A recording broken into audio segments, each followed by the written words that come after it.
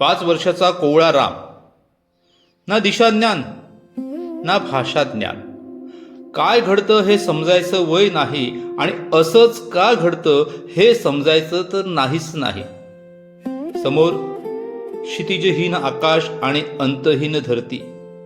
कुठं जायचं आणि कसं जायचं, पण राम चालतच राहिला. माणसं चालतात तो रस्ता असावा आणि हा रस्ता आहे म्हणजे कुठेतरी तो संपणार आहे इतकी मात्र समज त्याला निश्चित आली होती. ती कशी हे मात्र त्या विधात्यालाच ठाऊक. राम चालत राहिला आणि कधीतरी तो मुक्कामावर पोहोचला. मुक्काम घडला नाशिक पासून 80 मैलावरच्या भिवंडी गावी. किती दिवस आपण चालत होतो हेही आठवायचं वय नव्हतं आणि भुकेला पोटाला स्मृती सुद्धा साथ देत नाही हेही त्याला जणू अनुभवायचं होतं. त्याच मार्गावरून जाणाऱ्या शेकडो प्रवाशांनी हे लहानसं अर्भक असं एकटंच आणि निराधार कुठं आणि का चाललंय हे सुद्धा विचारायचं सौजन्य दाखवू नये हे मात्र महद आश्चर्य होतं. भारतीय माणूस आणि तोही महाराष्ट्रातला असा निष्ठुर तर कधीच नव्हता ना उदासीन होता, पण तसं घडलं होतं हे मात्र टळटळीत सत्य होतं. भिवंडीत मात्र वात्सल्याची अनुकंपतेची गंगाच राम करता अवतरली. गंगा म्हणा, गंगेचा एखादा ओघळ म्हणा वा चंबूमध्ये आणलेली ओंझळवर गंगा म्हणा, गंगा ती गंगाच. तिचं अमृतदायित्व काही कमी होत नाही. रामला भेटले विष्णू विनायक कानिटकर. त्याने रामला जवळ केलं, आपलंच केलं, आपल्या घरात स्थानही दिलं. दुर्दैवानं ते स्थान होतं ते सुद्धा 2 इमारतीमधल्या रिकाम्या जागेत. डोक्यावर आडोशाला तरट बांधलेल्या उघड्या आणि उंदीर घुशी असलेल्या जागेत. सुदैवानं 5-6 वर्षाच्या मुलाला अटी टाकायला विष्णुपंतांचं हृदय काही दगडाचं नव्हतं. त्यांच्यातली माणुसकी अजून जागी होती. अट होती ती रामनं घरातली कामं करायची, पण ती विना मोबदला नव्हती. विष्णुपंतांनी रामला 2 रुपये महिना पगारही कबूल केला. आणि काम तरी कोणतं, तर घरातलंच लहान मोठं झेपेल तितकं आणि जमेल तसं. डोक्यावर छत्र, राहायला आसरा, जेवणा खाण्याची सोय, शाळेत जायची परवानगी व सवलत मिळते आहे ते सारं फार मोठं आणि मोलाचं आहे हे मात्र समजण्याची बुद्धी रामला मिळाली होती. रामने त्या अटी स्वीकारल्या आणि पगारही स्वीकारला. रामची शाळाही सुरू झाली. महिना 4 आणे फी, 8 आणे खोलीचं भाडं आणि उरलेल्या पैशात उदरनिर्वाह. राम मार्गी लागला.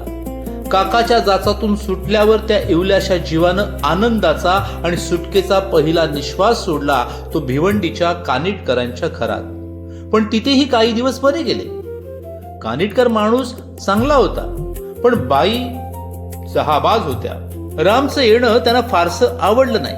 त्या रामला जेवायला देत ते सुद्धा कंदान्न. पण रामला उपाय नव्हता. कुठंतरी डोक्यावर छत्र मिळालं होतं, पण ललाट रे कुणाला कधी वाचता आलाय. मोठमोठे त्या विधिलिखितापुढे हतबल होतात. राम तर केवळ 7-8 वर्षांचा होता. अश्विनातलं जगदंबेचं नवरात्र सुरू झालं. नवरात्र म्हणजे इतर व्रतनियमांबरोबर जोगवाही मागण्याची फार जुनी परंपरा आहे. भोसले घराण्यात तो रिवाज होता. घराण्याचे सगळे पाश तुटले होते तरी रामच्या मनात ते जागे होते. रामने नवरात्रात जोगवा मागायला सुरुवात केली. असाच एक दिवस उजाडला. जोगवा मागता मागता उन्हाची वेळ झाली. रामचा चेहरा लाल बुंद झालेला आणि अंगातून घामाच्या धारा वाहत असलेल्या एका माऊलीचं चित्त द्रवलं. तिचा जीव गलबलला. कुठं चालला रे तू बाळ? वात्सल्यानं ओथंबलेले मायेचे शब्द रामने ऐकले आणि त्याचे डोळे पाण्याने भरून आले. मोठ्या कष्टानं त्यानं येणारा हुंका गिळला. काय झालं रे बाळा? का असं तुझ्या डोळ्यात पाणी तरारलं? काही नाही हो, पण आईच्या वात्सल्याने भरलेला शब्द कधी ऐकला नाही म्हणून आईची आठवण झाली. अरे रे, तुला आई नाही का रे बाळ? नाही हो, मला जगात कोणीच नाही. कुठं राहतोस रे तू? मोठं राहणार. मला घरदार नाही. राम मंदिरात पायरीवर झोपतो आणि भिक्षा मागून जगतो. अरे रे, मग माझ्याकडे येतोस का राहायला? येतो ना, अवश्य येतो. पण घरची कामं करावी लागतील, करीन की. पण मला शाळेत जायची सवलत आणि मुभा हवी. काही झालं तरी शिक्षण काही मी सोडणार नाही. देईन रे, मी तुला शाळेत जायची सवलतही देईन आणि त्याची सोय पण करून देईन. रामच्या जीवनातला एक नवीन अध्याय सुरू झाला. अध्याय गोड होता, प्रेमाचा होता, वात्सल्याचा होता, आईच्या प्रेमाचा होता. राम सुखावत चालला आणि शाळेतही प्रगती करायला लागला. सुमित्राबाई रामच्या आई झाल्या त्या पायानं अधू होत्या आणि दांडेकर नावाच्या व्यापाराकडे काम करायच्या. त्यांनी रामला आश्रय दिला आणि रामवर प्रेमही करायला लागल्या. पण मातृत्वाची पोखरण करताना कधी कधी आई सुद्धा बाळाला तीट लावायला विसरते. मग आपलीच दृष्ट बाळाला लागली हे तिला कळतच नाही. सुमित्राबाई तेवढंच विसरल्या. त्यांनी रामची कधी दृष्ट काढली नाही की दृष्ट लागू नये म्हणून त्याला तीट लावली नाही. आणि खरंच रामला दृष्ट लागली. सुमित्राबाई त्याला जबाबदार नव्हत्या तरी निमित्त मात्र अवश्य झाल्या. त्या एका पोलीस ऑफिसरच्या मधुकरच्या प्रेमात पडल्या. बरं, पडल्या तर पडल्या, पण त्यांनी मधुकरशी पुनर्विवाह केला. एका म्यानात कधी दोन तलवारी राहिलेल्या आहेत? तसं म्हटलं तर राहू शकतात. एक तर म्यानाला हरकत नको किंवा दुसऱ्या तलवारीला नको. म्यानाला हरकत नव्हती आणि दुसरी तर तलवार नव्हतीच मुळी. सुमित्राबाईंना हरकत नव्हती आणि 7-8 वर्षाचा राम हा तलवारच काय पण साधी काठीही नव्हता. पण पोलीस ऑफिसर ही गोष्ट सर्वस्वी वेगळी आहे. त्याला सर्व हवं असतं, सर्वस्व हवं असतं, कारण त्याची भूक मोठी असते. पोलिसांचं कामच तसं असतं. सदैव तामसिक लोकांशी व्यवहारामुळे ते सुद्धा तामसिक बनतात. तामसिक लोकांचा आहार भयंकर असतो आणि पुढे पुढे ते माणसालाही खायला कमी करत नाही. दारू पिणं, पैसे खाणं ही त्यातली पहिली पायरी. माणसं खायला क्रोर्य लागतं. काळीज राक्षसाचं, नजर कोल्ह्याची, चाल उंटाची आणि दात मगरीचे असावे लागतात. मधुकर मध्ये हे सारे गुण होते. त्याच्या नजरेसमोर सुमित्राबाईंचं तारुण्य होतं. काळजात त्याच्या अधूपणाची पराधीनता रुजली होती आणि दातासमोरचं पहिलं भक्ष्य होतं ते म्हणजे राम, राम आणि राम. मधुकरने फरक इतकाच केला की रामच्या कोवळ्या वयामुळे त्याला खायचा विचार सोडून दिला. राम त्याचा शत्रू होता पण वयानं कोवळा होता. राम घर सोडून गेला तरी चालल्यासारखा होता. मग रामचा छळ सुरू झाला. मधुकरने रामला घालून पाडून बोलणं, त्याचा अपमान, उपमर्द करणं सुरू केलं. तेवढ्यावरच थांबलं असतं तरी चाललं असतं, पण नाही. रामला रोजचा मारधोडीचा खुराक सुरू झाला. सुमित्राबाईंच्या स्त्रीत्वाची गळचिपी होत होती. एकीकडे मातेचं स्थान घेऊन रामला घरात आणलं तर दुसरीकडे प्रेयसी होऊन प्रियकराला आणलं. एकीकडे ममत्व तर दुसरीकडे तरुण शरीराच्या आणि मनाच्या प्रेम तृप्तीचं साधन. आणि विरोध करावा तर स्वतःचं पंगुत्व आड येत होतं. आपलेच ओठ आणि आपलेच दात, कुणावर रागवायचं आणि कुणाची कीव करायची. एकदा माणसानं मर्यादा सोडली की मग कशाचाच घरबंद राहत नाही. राम माराला जुमानत नव्हता आणि घरही सोडत नव्हता. हे पाहिल्यावर मधुकरचं माथच ठणकायला लागलं. त्यानं छळाची नवीन युक्ती काढली. रामबद्दल सगळी माहीत असून, दांडेकरबाईंनी सारी कल्पना दिलेली असूनही त्यांनी नवीनच कुंभाट रचलं. राम तुझ्या पहिल्या नवऱ्याचा मुलगा आहे असा आळ घ्यायला सुरुवात केली आणि तेवढ्यावरही थांबला नाही तर त्याच कारणास्तव रामचा अधिकाधिक छळ सुरू झाला. मानसिक तसा शारीरिक सुद्धा. काय करावं आणि कसं करून हा छळ थांबवावा हेच रामला कळेना. शारीरिक प्रतिरोध करता येत नव्हता कारण वय आणि देह कोवळा होता. दांडेकरबाईंना सांगून उपयोग नव्हता कारण त्या दुहेरी कैचीत सापडल्या होत्या.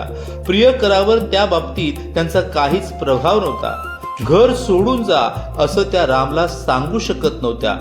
शेवटी रामनेच आपल्या बालबुद्धीने उपाय शोधून काढला. भिवंडीला त्यावेळी शांताराम भाऊ जयवंत नावाचे वारकरी संत होते. त्यांचं नाव मोठं होतं, तसा लौकिकही चांगला होता. त्यांचा नावाचा दबदबाही होता. रामने त्यांच्याकडे जाऊन वारकरी पंथाची दीक्षा घेतली. रामच्या गळ्यात तुळशीची माळ पडली, कपाळावर चंदनाचा टिळा आणि बुक्का आला. अपेक्षा अशी की तुळशीची माळ आणि बुक्का पाहून तरी मधुकर कडून होणारा मार संपेल. विचार हा की तुळशीची माळ गळ्यात असलेला शुद्ध आहे, सच्चारित्र्याचा आहे आणि मुख्य म्हणजे निरुपद्रवी आहे. त्याचा कोणालाही त्रास नाही की उपद्रव नाही, म्हणून आपण सुद्धा त्याला त्रास देऊ नये. रामचा विचार शुद्ध होता, भोळ्या भाबड्या भावनेतून आला होता, चांगल्या आणि शुद्ध संस्कारातून आला होता. पण सात्विक संकेत जाणायलाही सात्विक बुद्धी पाहिजे, सुसंस्कारित मन पाहिजे आणि हृदयात कुठेतरी दिव्यत्वाप्रती नम्र होण्या इतपत ओलावा पाहिजे. पण मधुकर हा आयत्या बिळावरचा नागोबा होता. दांडेकरबाईंच्या प्रेमात आणि इस्टेटीत त्याला कुणीच वारस नको होता. स्वार्थ आणि कामांधपणाने त्याची दृष्टी बिघडली आणि मनही मलिन झाले. दृष्टी आणि मन बिघडल्यावर हृदय पाषाणासारखं न झालं तर नवल. मधुकरवर ना तुळशीच्या माळेचा परिणाम झाला, ना रामच्या कपाळावरच्या शुभ्र स्वच्छ आणि शुद्ध चंदन मुद्रेचा. रामच्या छळवादात ना खंड पडला, ना तीव्रता कमी झाली. शेवटी रामने भिवंडी सोडली. तो कल्याणला आला. घरदार तर असायचा प्रश्नच नव्हता. शेवटी निराधाराचा आधार असलेल्या रामने मारुती मंदिराचा आश्रय घेतला आणि नवीन जीवन सुरू झालं. नवीन जीवन म्हणजे नव्या गावातलं जीवन, एवढाच त्याचा अर्थ. बाकी काही फरक नव्हता. रोज भीक मागायची आणि सुभेदार हायस्कूलमध्ये शिकायचं. राम वाट पाहत होता ते मॅट्रिकच्या परीक्षेची. पण परीक्षा जवळ आली आणि फॉर्मची फी ₹15 भरा असा शाळेनं आदेश काढला. रामच्या पुढे संकटच उभं राहिलं. ₹15 ही काही थोडी थोडकी रक्कम नव्हती. इथं रोज पोटाची खळगी भरायची मारामार, तर ₹15 आणायचे कुठून? रामने मित्रांकडे शेजाऱ्यांकडे मदतीसाठी हात पुढं केला, पण सगळीकडून नन्नाचाच पाढा वाचला गेला. शेवटी रामने भिक्षा मागितली, लोकांच्या विनवण्या केल्या, पण कसंच काय? ना मदत मिळाली ना भिक्षा मिळाली आणि व्हायचं तेच झालं. फॉर्म फी आणि परीक्षेची फी भरायची वेळ निघून गेली. रामचं डोकंच तेवढं फिरायचं राहिलं. आता पावे तो केवळ शिक्षणासाठी इतक्या हाल अपेक्षा आणि मान अपमान सहन करूनही सारं पाण्यात गेलं होतं. रामच्या जीवाचा संताप झाला. तो कमालीचा चिडला, चडफडला. आपल्या क्रूर नियतीची त्याला चीड आली, नव्हे साऱ्या जीवनाचीच घृणा होती. आता जगण्यात कोणता अर्थ उरला होता? नियतीनं असं काय दिलं होतं की ज्याच्या आधारावर जगायचा मोह व्हावा, जीवनातील जिद्द टिकावी? रामने कल्याण सोडलं. नुसतं नावात कल्याण असून एका मुलाचं कल्याण करण्याची ताकद नसलेल्या गावात तरी राहण्यात काय अर्थ होता? कल्याण सोडून राम वाड्याला आला, तेथून वज्रेश्वरी आणि आता शेवटी ही विहीर त्यानं गाठली होती. हा सारा भूतकाळाचा चित्रपट त्या विहिरीतल्या प्रतिबिंबात असा तरळून गेला आणि राम भानावर आला. आत्महत्येच्या आपल्या निर्णयाचं त्याला स्मरण झालं. त्याने अंगातले कपडे काढले, पायातल्या वहाणा बाजूला केल्या, पुन्हा एक वार विहिरीत खोल गंभीर पाण्याकडे पाहिलं आणि विहिरीत उडी मारायला राम विहिरीच्या पाळीवर चढला. मृत्यूमध्ये आणि त्याच्यात एका क्षणाचा काळ आणि काही हातांचं अंतर होतं, पण तेवढ्यात काहीतरी आखरीत घडलं. 2-3 पाखरांच्या चिवचिवाटा मागे रामला पंखांची फडफड ऐकू आली. तो क्षणभर सावध झाला. 2 पाखरांनी वडांच्या पारंब्यापासून जी झेप घेतली ती थेट पाण्याच्या पृष्ठभागाकडं. त्याच्या येवल्याशा चोचीतून पाखराने भरपूर जलप्राशन केलं आणि ती पाखरं उडाली ती घरट्यातल्या पिल्लांकरिता पाणी घेऊनच. कधी काळी पुराणात क्रौंच पक्षाच्या वधातून महाकवी वाल्मिकीचा जन्म झाला होता आणि आता या पक्षांच्या जोडीनं आणि पाणी प्यायच्या त्यांच्या आटापिट्यानं रामच्या मनात कुठेतरी पाल चुकचुकली. आपण आत्महत्या करतोय खरं, पण त्यासाठी ही विहीर वापरावी का? विहिरीत पडल्यावर आपला मृतदेह सडणार कुजणार, मग हे पाणी पिण्याच्या तरी लायकीचं राहील का? माणसांचं जाऊ द्या, ते करतील त्यांच्या पाण्याची सोय, पण या अजाण आणि निर्वाज्य पाखरांनी आणि पक्ष्यांनी पाण्यासाठी कुठं जावं? विहीर सोडायची म्हणजे त्यांना त्यांचा आश्रयदाता वटवृक्षही सोडावा लागणार, म्हणजे आपल्या मृत्यूमुळे हे हजारो अश्राप पाखरांना बेघर व्हावं लागणार आणि पाण्यासाठी वणवण हिंडावं लागणार. माथ्यावर छत्र नसल्याचे दुःख आपण तर भोगतोच आहोत. तेच दुःख का आपण या पाखरांच्या पदरी टाकायचे? आपला जीव आपण दुसरीकडे कुठेही द्यावा, पण या पाखरांचा जीव धोक्यात घालायला आपल्याला काय अधिकार आहे?